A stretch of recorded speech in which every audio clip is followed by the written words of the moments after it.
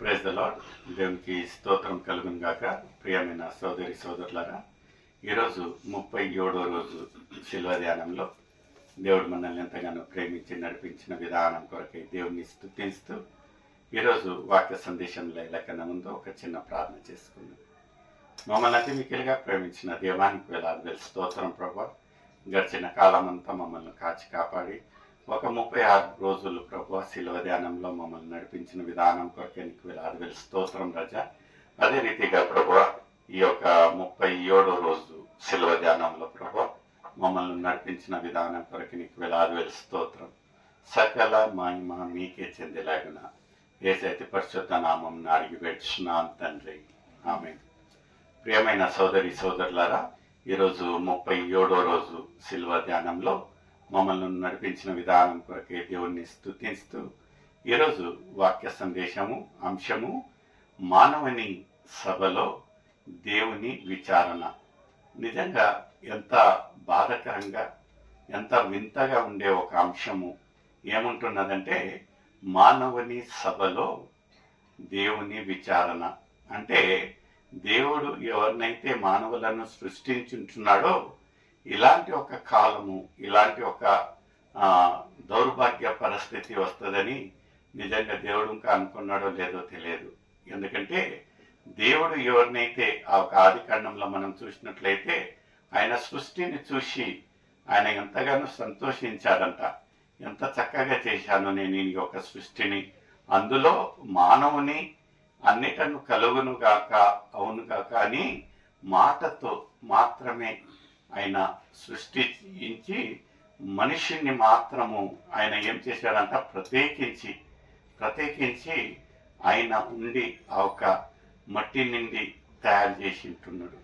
అయితే ఇప్పుడు ఈ ఒక రోజు ఒక అంశము ఏముంటున్నదంటే మానవుని సభలో దేవుని విచారణ. ఎంత దౌర్భాగ్య పరిస్థితి ప్రియమైన సోదరి సోదరుడా. దేవుడు మానవుని ఇలాంటి ఒక రోజు కొరక సృష్టించుంటున్నాడు. నిజంగా మన ఒక దిననిత్య కాలంలో శిల్వ ధ్యానమే కాకుండా మన ఒక ఆత్మీయ జీవితాలను ఒక్కసారి పరిశీలించినట్లయితే ఎన్నో మార్లు మనము దేవునికి తీర్పులు ఇస్తాం కదా. ప్రార్థించుంటున్నాము, విలాపించుంటున్నాము, ప్రార్థన కోరుంటున్నాము. అయితే ప్రార్థనకు కావాల్సిన ఆ ఒక ఉత్తరము జవాబు రానట్టుగైతే దేవునికి మనమే తీర్పిస్తాం. ఎక్కడున్నాడు దేవుడు? దేవుడు నన్ను ప్రేమించాడు. ఇంత కఠినమైన ఒక పరిస్థితులలో ఉన్నట్లయితే దేవుడు ఎందుకు నా నుంచి దాచి ఉంటున్నాడు?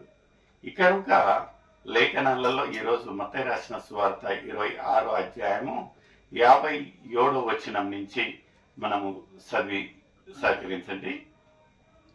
యేసును పట్టుకొనిన వారు ప్రధాన యాజకుడైన కైఫా యొద్దకు ఆయనను తీసుకొని పోగా అక్కడ శాస్త్రులను పెద్దలను కూడి ఉండేది. పేతురు ప్రధాన యాజకుని ఇంటి ముంగటి వరకు ఆయనను దూరము నుండి వెంబడించి. ఇక్కడ చూడండి, పేతురు అనగా ఆయన ఒక ప్రియమైన శిష్యుడు. ఎవరైతే రొమ్ము కొట్టుకొని తొడగొట్టుకున్నట్టు మాట్లాడాడో, ఎవరు పారిపోయినను నేను మాత్రం నిన్ను వదలను, చెయ్యను, అది ఇది అని పెద్ద పెద్ద మాటలు మాట్లాడి ఆ ఒక సైనికుని చెవును నరికివేశాడో, అలాంటి ఒక పేతురు ఇప్పుడు ఎక్కడ ఉంటున్నాడంటే యేసయ్య అక్కడ తీర్పు దగ్గర ఉన్నట్లుగైతే ఇతను ఎక్కడ ఉన్నాడంటే అక్కడ బయట కావిల వాళ్ళ కాడ కూర్చొని దేవునికి ఏం జరుగుతుందా అని వీక్షిస్తూ ఉంటున్నాడు. మన ఒక జీవితాలలో ఎన్నో మార్లు మనము ఎంతగానో దేవునికి ప్రలాపించి దేవుని కాడి నుంచి పొందే ఆ ఒక ఆశీర్వాదాలను పొందిన తర్వాత దేవుడు ఎవరో మనం ఎవరో అన్నట్టుగా ప్రవర్తిస్తాం. నిజంగా ఎన్ని గొప్పగా మాట్లాడతాం, దేవా నువ్వు ఇలాంటి ఒక పరిష్కారం ఇచ్చినట్లయితే, నా యొక్క జీవితాన్ని మార్చినట్లయితే, దీని నుంచి నన్ను తొలగించినట్లయితే, దేవా నేను ఫలాంది చేస్తా, ఇలా చేస్తా, అలా చేస్తా. దేవుడు అడగడండి, అయినను మనకై మనమే చెప్తాము. అయితే ఇక్కడ ఎప్పుడు అవసరత ఉంటున్నదో, ఎప్పుడైతే మనము నిజంగా చెప్పినది చెప్పినట్టు చేయాలనో అప్పుడు ఏం చేస్తామంటే ఇక్కడ పేతురులాగా దూరం ఉండి ఏం జరుగుతుందో ఎట్టను అని చూస్తూ ఉంటాం. పేతురుది ఇది ఒక బాధాకరమైన ఒక విషయం ఏముంటున్నదంటే, శిష్యుడు ఎవరైతే ఇంతగా మాట్లాడాడో ఇక్కడ దేవునికి సమీపంగా పోనికుంక అతనికి ధైర్యం సాలటంలా, దేవుని శిష్యుడని ఒప్పుకోనికుంక అతనికి ధైర్యం సాలటంలా, ఆయన నిజమైన రక్షకుడు దేవుని పుత్రుడు అని చెప్పేదానికుంక ఆయనకు ధైర్యం సాలటంలా. ఈరోజు ఉండే ఒక పరిస్థితులలో నిజంగా ప్రియమైన సోదరి సోదరుడా, ఇప్పుడుండే ఒక విమర్శన, ఇప్పుడుండే ఒక పరిస్థితులలో నిజంగా నేను నమ్ముట దేవుడు యేసయ్య ఒక సృష్టికర్త, మంచి దేవుడు, ఆయన తప్ప వేరే ఒకరు ఎవరు లేరు అని చెప్పే ధైర్యం మనకు లేదు. ఎలా ఉంటున్నదండి మన ఒక ఆత్మీయ జీవితం? ఆ రోజు ఎలా పేతురు ఆందోళనలో భయంలో ఉంటున్నాడో ఈ రోజు ఇంకా మన ఒక జీవితాలను మనం అంతే బయటికి పోయినట్లయితే ఎక్కడ విమర్శన, ఎక్కడ మనల్ని కొడతారు, ఎక్కడ మనల్ని బాధ పెడతారు, ఎక్కడ మనము ఫిగర్ అవుతామని మనం ఏం చేస్తామంటే దూరంగా ఉండి యేసయ్య చేసిన కార్యాలన్నీ మరిచిపోయి ఇలా పేతురులాగా ప్రవర్తిస్తూ ఉంటున్నాం. ముందేముంటున్నదండి, ఆయనను దూరం నుండి వెంబడించి లోపలికి పోయి దీని అంతమేమవునో చూడవలెనని బంట్రౌతులతో కూడా కూర్చుండెను. ప్రధాన యాజకులను మహాసభ వాళ్ళందరూ యేసును చంపవలెనని ఆయనకు విరోధముగా అబద్ధ సాక్ష్యము వెదుకుచుండిరి. కానీ అబద్ధ సాక్షుల అనేకులు వచ్చినను సాక్ష్యమేమీ దొరకలేదు. నిజంగా ప్రియమైన సోదరుడా, వీళ్ళు ఎంతగా ఆ ఒక ప్లాన్ వేశారో దేవుణ్ణి ఇరికించడము, దేవునికి మరణ శిక్ష పడేటట్టు చేయాలని ఎంత సర్వ ప్రయత్నం చేసినను ఒక్కటి ఇంకా సఫలం కాలేదు. అయితే మనం గమనించాల్సిన విషయం ఏముంటున్నదంటే, ఇది మానవుల ప్రయత్నం కాదండి, ఇది దేవుని యొక్క ప్రణాళిక. ఎందుకంటే దేవుడే ఈ యొక్క నిర్ణయం తీసుకొని ఉంటున్నాడు. ఆయన ఏకైక కుమారుణ్ణి మన ఒక పాప విమోచన కొరకై ఈ యొక్క లోకానికి ఒక పరిశుద్ధుణ్ణి ఒక పాప ముద్దగా మారి అక్కడ ఆ ఒక వధించే గొర్రె పిల్లలాగా అక్కడ బలి ఆగుటకు, నిజంగా ఇక్కడ మనం గమనించాల్సిన విషయం ఏముంటున్నదంటే, ఇక్కడ దేవుని చిత్తము. ఇక్కడ మనము వీళ్ళు ఎంత ప్రయాసపడతా ఉంటున్నారు, యేసును ఒక దోషిగా, యేసును ఒక మరణ శిక్షానికి పెట్టాలని. అయితే అన్ని అసఫలమైతా ఉంటున్నాయి. అయితే ఇందులో ఒక మాట ఏమైతా ఉంటున్నదంటే, అందులో ఇద్దరు వచ్చి ఏమంటా ఉంటున్నారంటే, ఇతను ఏమంటా ఉంటున్నాడంటే, ఈ యొక్క ఆలయాన్ని పడవేసి 3 రోజులలో నేను తిరగకర్త అని చెప్తా ఉంటున్నాడు. ఇలా చెప్తా ఉంటున్నాడు, దేశ దూషణ చేస్తా ఉంటున్నాడు. అది అన్నీ చెప్పినట్లుగా అయితే ఇతను ఏమంటాడంటే, యేసయ్య గమ్మున మౌనంగా అన్ని వీక్షిస్తూ చూస్తూ ఉంటున్నాడు. ఆ ఒక వధించే గొర్రెపిల్ల ఎప్పటికీ తిరుగుబాట లేకుండా మౌనంగా ఉన్నట్టు ఇక్కడ మన ఒక యేసయ్య స్వభావాన్ని మనం చూస్తాము. అప్పుడు ఈ యొక్క అధికారి ఏమంటాడంటే, ఏందయ్యా నువ్వు ఏమన్నా చెప్పకపోతే ఎలా అని ఒట్టు తీసుకున్నట్లుగా అయితే అప్పుడు యేసయ్య పలికే మొట్టమొదటి మాట ఏముంటున్నదంటే, చదవండి మా ఒక విషయం, వీడు దేవాలయమును పడగొట్టి 3 దినములలో దానిని కట్టగలనని చెప్పిననిది. ప్రధాన యాజకుడు లేచి నీవు ఉత్తరమేమి చెప్పవా?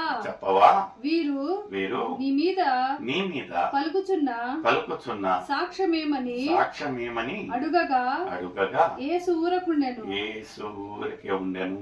అందుకు ప్రధాన యాజకుడు ఆయనను చూచి నీవు దేవుని కుమారుడైన క్రీస్తువైతే ఆ మాట మాతో చెప్పుమని జీవం గల దేవుని తోడని ఇక్కడ ఏమంటున్నాడంటే జీవం కలిగిన దేవుడు తోడు. అప్పుడు మాత్రమే యేసయ్య నోరు తెరిచాడండి. ఎందుకంటే మానవునికి యేసయ్యకు తెలుసు దేవుని యొక్క ప్రణాళిక, దేవుని యొక్క చిత్త ప్రకారంగా అంతా జరుగుతోందని. అయితే ఇక్కడ ఏమంటున్నాడంటే ఇతను ఎన్ని మార్లు అడిగినాను, ఎవరు ఎంత దూషణ ఎంత నిందలు చెప్పినానో యేసయ్య నోటి నుంచి ఒక్క మాట రాల. అయితే దేవుని చిత్తం, జీవం కలిగిన దేవుని ఒట్టు వేసినట్లయితే అప్పుడు నిజంగా ప్రియమైన సోదరుడా, మనకు అలాంటి ఒక అభిమానము, అలాంటి ఒక నీతిపను, అలాంటి ఒక ఆదరణ, అలాంటి ఒక రెస్పెక్ట్ మనకు ఉంటున్నదా? గౌరవం ఉంటున్నదా? ఎలా ఉంటున్నది మన ఆత్మీయ జీవితం? దేవుడు అన్ని చేసినను ఇప్పుడు ఇంకా మనము దేవుని ఒక మార్గంలో నడచకపోతే ఎంతో బాధాకరం. ఈరోజు 37వ రోజు శిల్వ ధ్యానంలో నిజంగా మానవుని సభలో దేవుని విచారణ ఎంత బాధాకరమైన ఒక విషయం ఏముంటున్నదంటే, మనము దేవునికి తీర్పు తీర్చే ఒక మనుషులుగా నిజంగా మనకు తెలివి అతి తెలివైపోతూ ఉంటున్నది.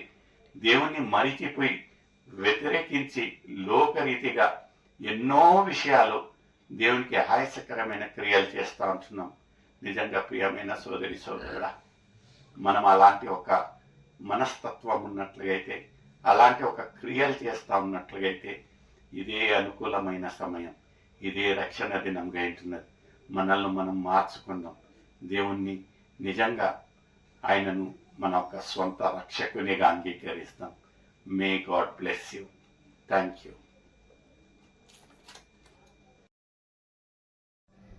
Sing unto the Lord a new song, because the kingdom of heaven belongs to the kids.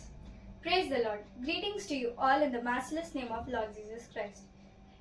As you all know that His Grace Ministries have conducted singing competition season 1 and season 2. It's a good news for all the kids aged between 4 years to 13 years because His Grace Ministries are launching kids special singing competition. All the details will be provided to you all if you all contact us. Registration fees for group is 500 rupees and solo 200 rupees. Don't hesitate. It's a beautiful platform live casting in Shubhavakyam channel. Thank you.